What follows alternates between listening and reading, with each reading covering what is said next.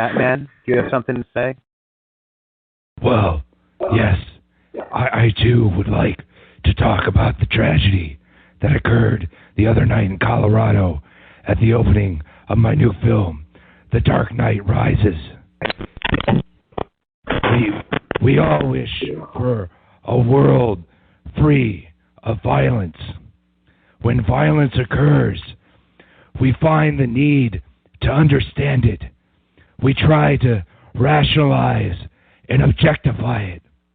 We search for answers, and when we can find none, we start to look for people and things to blame.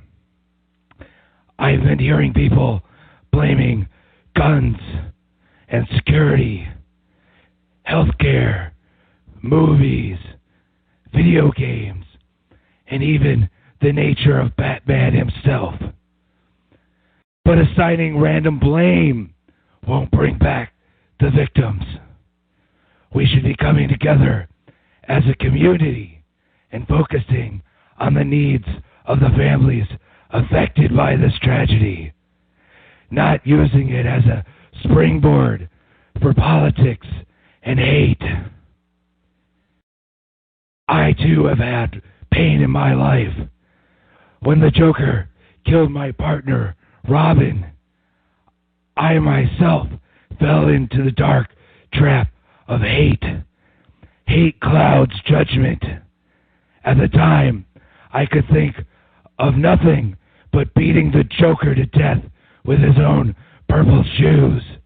I nearly did, but when the time came, I knew that would make me no better than him. I instead brought him to justice before a jury of his peers. There is no justice in mindless revenge.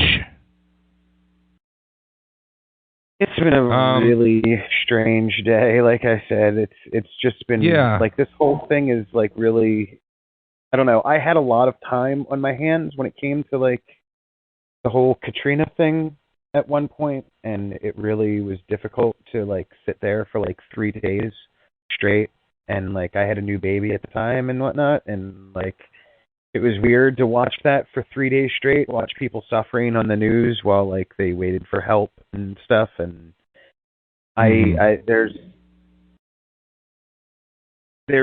something of that.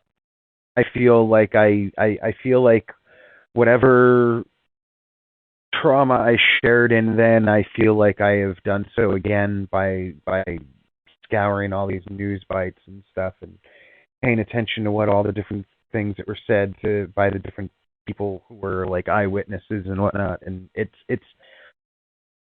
I didn't feel like I did a number on my brain with like trying to understand the trauma that really just went on, because like it's really, I mean, even if there are no government conspiracies about this at all, it's still a hugely traumatic event for like the whole country again.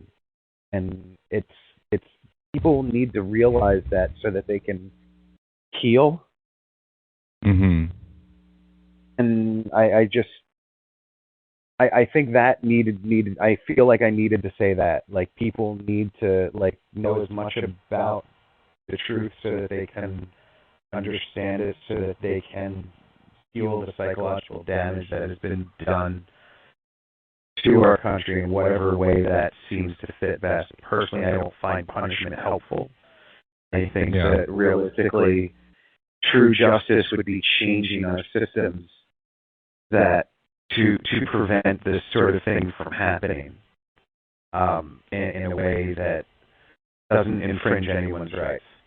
I don't necessarily have an answer to that, but I have at least posed the problem and the conundrum that where it goes from there, I'm not sure, but I know that is the issue, and it's that feels like something that needs to be addressed, like the general social conditions that led to this sort of thing happening. I'm not quite sure whether it was security related or whatever, but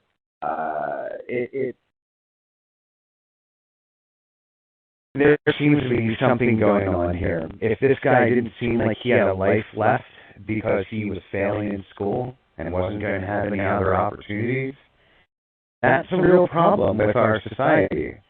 That's a reflection of our whole if somebody who's about to get a PhD has no prospects in life, then maybe that's what he was, trying to do, a wake-up call or something. We won't know what it was about or what was going on, because I don't think we're ever going to get all the information on this. And unfortunately, that leads to a lot of speculation.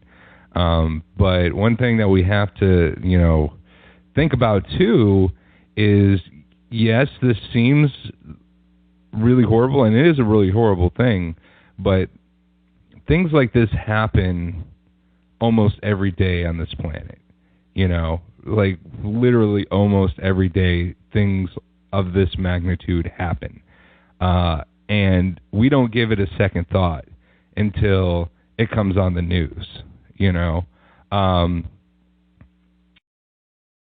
So, and what it really does is it reminds people that we're not immune. We're not special. We're not exceptional. We're just like everybody else, and that's really what upsets people. Not so much the fact that some people died, because like I say, that happens almost every day. It's the fact that people realize it could happen to them that is really upsetting for people. And when you talk about the social conditions, it just goes to show that the United States is catching up with the rest of the world. We are despairing and plummeting in our social progress on this planet. We are slowly becoming on par with some of the worst, actually quickly becoming on par with some of the worst areas of this planet to live in. If I may, another thing is, in these times, people tend to focus on the evil that has been done and the people that cause this evil, instead of focusing on the heroes who were there, who stood up and helped others out of the building and put their own lives at risk by putting themselves between innocent people and the gunmen. You don't need to put on a mask to be a hero. Anyone can be a hero.